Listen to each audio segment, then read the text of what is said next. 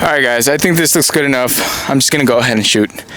But alright, let's talk about life. Let's talk about after I think it's 2.5 years now. After 2.5 years of travel, how do I feel? What has changed and what have I learned? So let me sit down, Wolf. So in these 2 years of travel, 2.5 years of travel, I think I've got to know the real part of life. There's like some people next to me, but I got to know the reality of life. The reality. You know, I was expecting. At first, when I started traveling, I expected this real kind of world, kind of like to be this idealized world we see on Instagram or we see on YouTube with the videos and this amazing lifestyle. But with travel and over 2.5 years, I realized it's not like that. There's so much work and so much stress behind the scenes that what you see on a 10-minute video back home on YouTube is nothing compared to what you actually experience out in the field in person. There's so many headaches, there's so much effort, there's so much energy, there's a lot of effort behind the scenes, I can say that. And life, as ideal as it may seem in one part of the world, always has its cons. There's always a pro. With every pro that there comes, there's always a con, and it's an equal amount of weight. So say for example you are in the Great Pyramids of Giza as you're here. There's always a con to this. You know, as amazing as this area may be, you're still gonna have to try to pass through scams or a language barrier or miscommunication issues, trying to get to this place and trying to get your shot. So it's not all butterflies and flowers. Whatever that you do, with whatever part of life, with whatever area in life you are at. And I think we get that misconception a lot through social media, through Instagram, through YouTube, through TikTok, where we only showcase the positive aspects of life, but we don't necessarily show the negative aspects of life. And that's what I've had to learn the hard way with travel. And so it was a big wake-up call. You know, after 2.5 years, I realized that nothing is for free. You got to put in some form of effort, some form of work somewhere to get a result in the other. It's either you put in a lot of thinking at first, and then you reap the reward of less physical effort later on, or you put in the physical effort in now, and you reap the reward of relaxation later. So nothing is free. It takes more work. The more you think out things, though, the less effort you exert on things, or the less effort you exert in trying to reach whatever you want to accomplish. So that's what I've learned. And man, the world sucks. You know, 90% of the world outside of the States sucks. I'm not gonna lie, but we're screwed. We're screwed. Like life, people have way lower standards of living outside of the westernized world, and that's just how it is. And as much as you want to change it, as much as I want to change it, and the reality is, I don't think I can change, or we can change this in our lifetime. Like, this is generations and generations and generations of lifestyles that people live like this. So one of the other biggest lessons that I've learned is, don't try to change other people, change yourself. And what I mean by that is, instead of trying to change someone's mind, custom, or a way of being, you have to change yourself by just accepting that and working around that.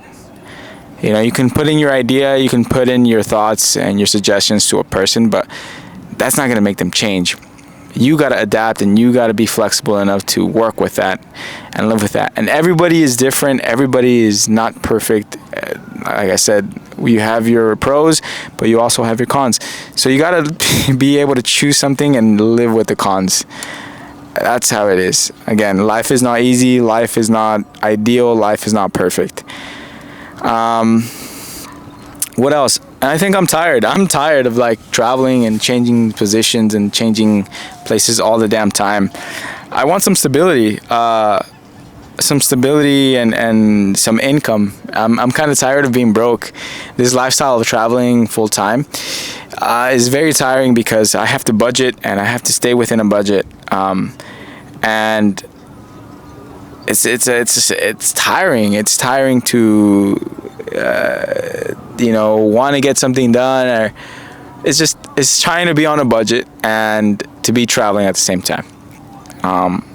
When you're traveling so fast and you're traveling between places, you kind of get burned out because you have to learn new things always change as you're traveling. There's language barriers, you can't really connect with people, you have to learn every single day. Every single day there's a new challenge, as simple as it may be, which may be knowing how to turn on a light in your room, or the Wi-Fi going off, the Wi-Fi sucking, or trying to find a new Wi-Fi spot, or getting sick from diarrhea, or getting pimples on your skin because of an outbreak on your skin because of a jellyfish burn. Like, that's so unexpected.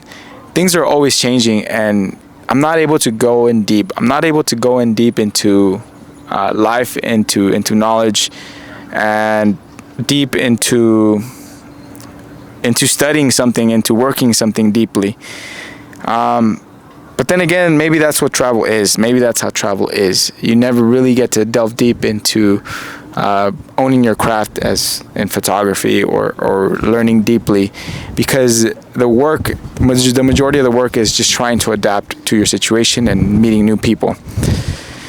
I will say though, when it comes to meeting new people, that 1 day, 2 days, 3 days of meeting a person is not enough time to actually get into deep conversations.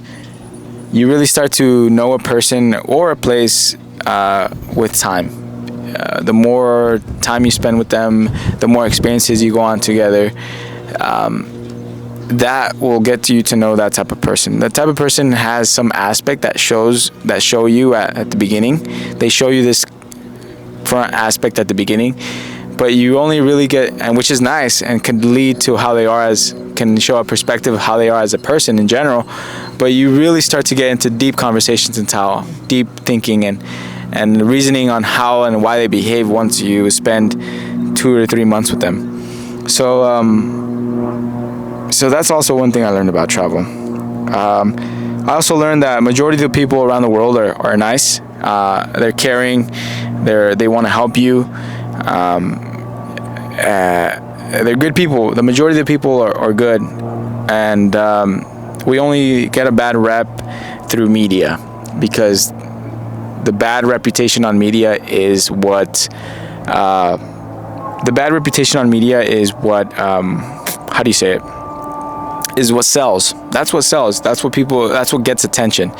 And so a lot of people around the world, even in the States or back home, wherever you're listening, they get this idea of these people are bad, or this population is bad, or this area is bad, or this country is bad. But in reality, that only happens because one incident that blows up the whole, that one incident in that place makes every incident in that place look bad, or makes that whole area look bad, which in reality, that incident just happened once. And the 99% of the population, or the 99% of the situation, is not even like that. So that's what I've learned about travel, and I've learned to respect people. Coming from a middle class family where I didn't really have to, I had to work, but like not as hard as people around the world in poor countries or in poor situations. It's humbled me. These experiences that I've go through, these headaches that I have to go through, they humble me.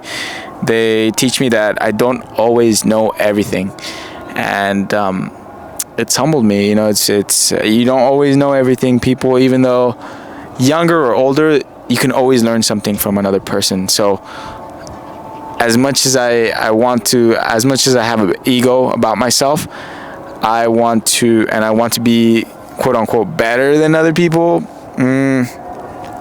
The reality is you can never be. You can never be, and you always have to be humble, because you always have to learn from others. Always, there's always something you can learn.